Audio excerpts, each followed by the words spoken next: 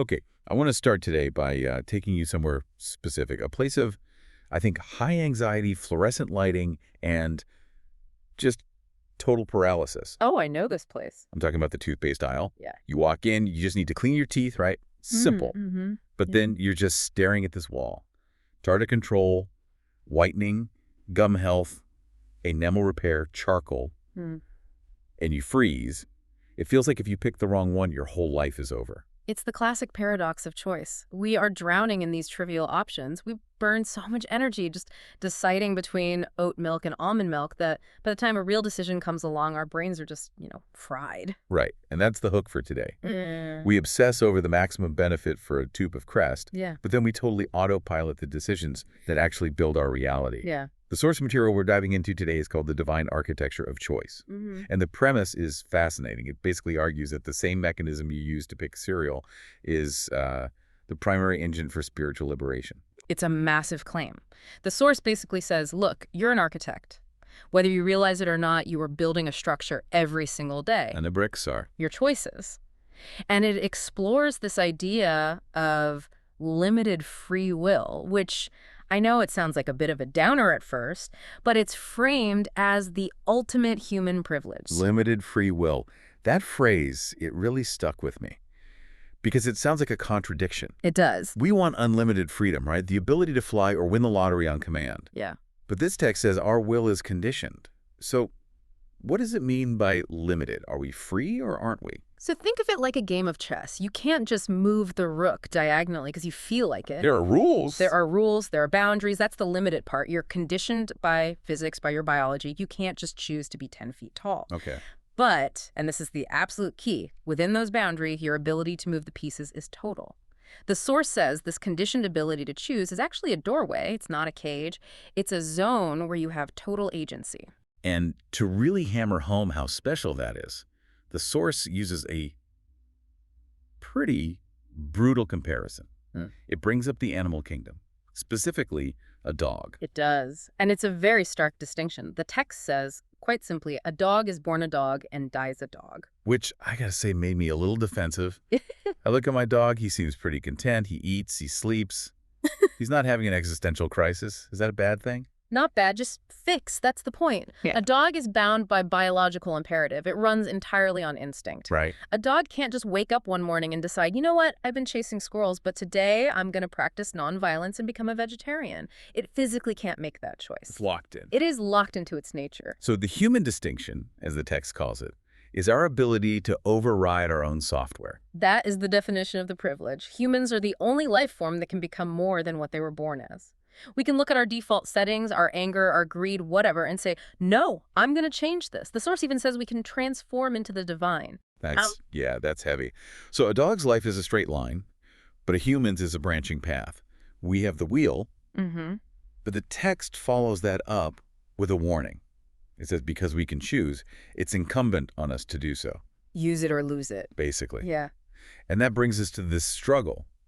If we have this superpower, this ability to transform, then why are so many of us, miserable? The source talks about the self-dug hole, which is such a vivid image. Yeah. It describes people on a spiritual path for decades who look in the mirror and realize, I haven't actually moved an inch. It's the tragedy of the seeker who never finds anything. You see it all the time. People read the books, they listen to the deep dives, but 10 years later, they're reacting to stress in the exact same way. They're just as angry, just as anxious. And when we feel that stagnation, what's the default move? We look for a scapegoat. The text calls it the trap of blame. It's the path of least resistance, always. The source lists the usual suspects, the stressful job, the hateful boss, the uncooperative partner, the economy. It's comforting to think, I'd be enlightened if only my manager wasn't such a jerk. Right. I mean, hold on, though. To be fair, sometimes the manager's a jerk, sometimes the economy is terrible. Is the text saying we're just hallucinating these problems? Because that sounds a little bit like victim blaming. And that's a really important pushback. We need to be nuanced here. The source isn't saying you chose the external circumstance. You didn't choose for the economy to crash. Okay. But, and here's the hard truth it delivers, it says, everything in life is a reflection of choices we have made thus far. Okay, unpack that, because that stings a little. It means that while you didn't choose the rain, you chose not to bring an umbrella. Or, more accurately, you are choosing your relationship to the situation. Ah. If you stay in a toxic job for 10 years, at a certain point, that is a choice. If you let a hateful boss ruin your internal peace day after day, that's a choice of reaction. The self-dug hole isn't the bad luck, it's the belief that you're powerless to change your response to it. So blaming the boss gives away our power. If the boss is the problem, then the boss has to change for me to be happy. And he's not going to. And so you stay in the hole. Precisely. The text argues that the only ladder out is radical responsibility. It's shifting from life is happening to me to I am happening to life. And the text makes a point about guilt versus responsibility, right? Because I think a lot of people hear, it's all your choice, and they just spiral into shame. Oh, God, I've wasted 20 years. Oh, absolutely. The source is very clear.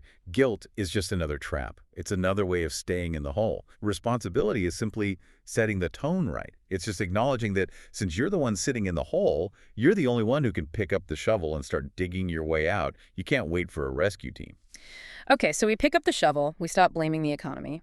But practically, what does it look like? Because it's easy to say make better choices when we're sitting here, but in the heat of the moment, instinct takes over.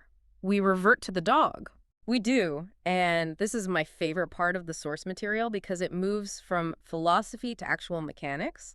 It uses an analogy that everyone gets, weightlifting. The gym of life. I like it. It starts by just establishing the playing field. Choice only happens in the now. Right. You can't make a choice in the past, that's a memory.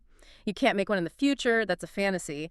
The only time you have any power is this exact split second. So the workout happens in the present. Right. So consider the reaction scenario it gives. Someone says something to you that just doesn't sit well. A passive-aggressive comment, maybe? An insult? Okay, stimulus hits. Yeah. My blood pressure spikes. My robot brain loads up a nasty comeback. That's the weight coming down on the bar. That is the gravity. Now, most of us, most of the time, just let it crush us. We react, we snap back, we get angry. That is the path of the dog stimulus response. No gap. But the human privilege is creating that gap. The choices. Do I react based on my conditioning, or do I choose not to react? The source says the moment you pause, the moment you feel that anger rising and you just watch it instead of becoming it, you're doing a rep. You're lifting the weight. And it's heavy. Ignoring a rude comment is genuinely hard sometimes. It's supposed to be. It's resistance training. If it were easy, it wouldn't build muscle.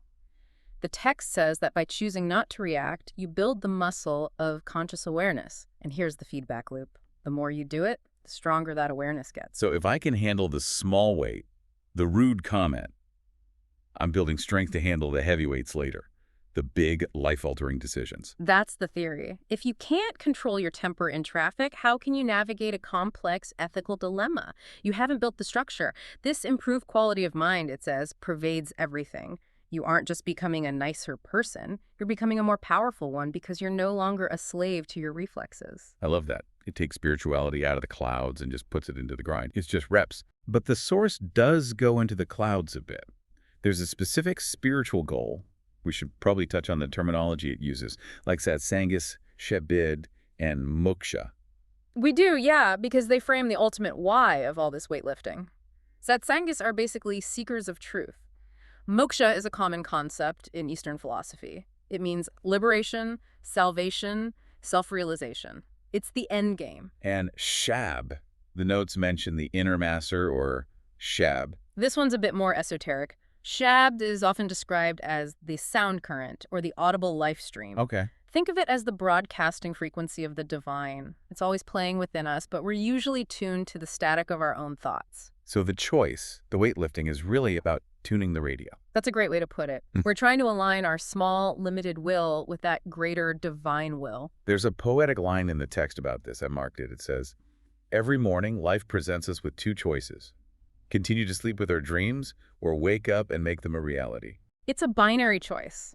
We think we have a million options, but in every moment, it's really just two. Are you asleep or are you awake? Are you acting from habit or from intent? The text says we long for moksha, but longing isn't enough. You have to vote for it with your actions. This also completely reframes happiness. Most of us treat it like a destination.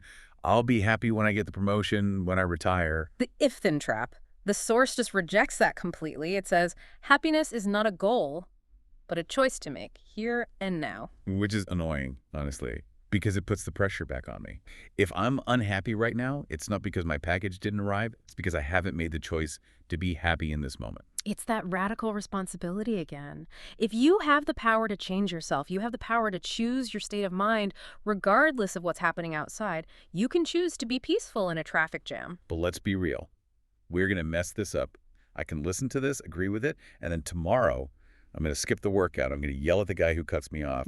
Of course, we're human. We're limited, remember? And this is where the Source offers some real compassion.